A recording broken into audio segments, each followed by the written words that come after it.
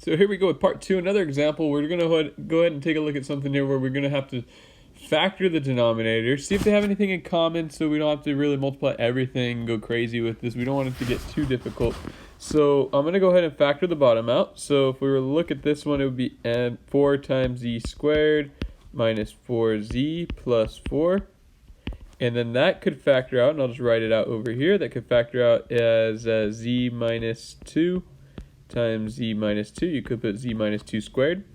The top, don't really need to factor that. Could be factored, but we don't need to. I guess you could factor and cancel with the 4 if you want to. That would make life a little bit easier. Yeah, might as well. They're asking us to simplify, so let's just go ahead and do that. So we could factor out a 6z actually. We'll see where this takes us. That'll be z minus 2. Yeah, that was a good idea because things are now going to cancel, and that's going to be nice. Let's take a look at this denominator. Let me just highlight so we know later on that that's where this came from. And then right here, we can factor this out to be z minus 2, z plus 1. I don't even know what I'm writing right there. And we'll have a 3z on the top. So let's go ahead and cancel some things, see what we get. This, of course, came from here. So what's going to cancel? Well, the z minus 2 and the z minus 2, that's going to cancel out. That's going to be really nice for us. Why is that going to be nice? Now we don't have to multiply, by z minus 2 an additional time.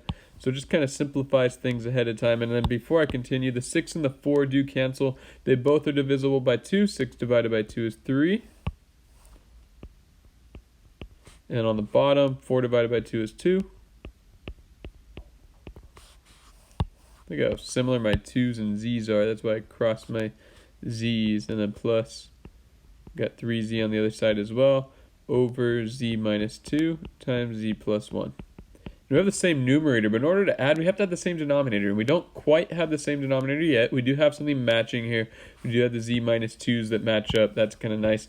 So what's missing? Well, what's missing on from the right side is this 2. We don't have this 2. So I'm going to go ahead and multiply this one by 2.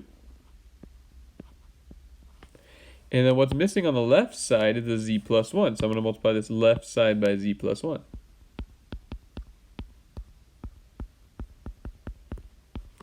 And remember, we can keep the denominator in its factored form. So we'll distribute that 3z. So 3z gets distributed there and there. And we'll get 3z squared plus 3z over 2z minus 2 times z plus 1. And that'll be plus 3z times 2 is 6z over 2z minus 2, z plus 1.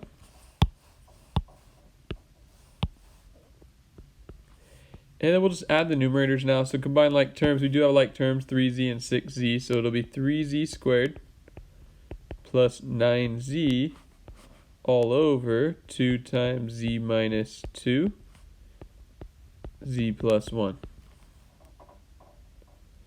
Now I'm curious if they do want us to factor the top. We could factor a 3z out of the top. It's not going to cancel with anything on the bottom, but we might as well because they do want us to simplify, so z plus 3.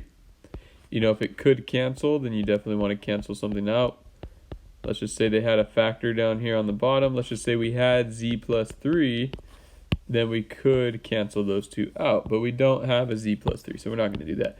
So I'm not sure what they'll accept. If they don't really specify, they'll probably accept either of these two answers.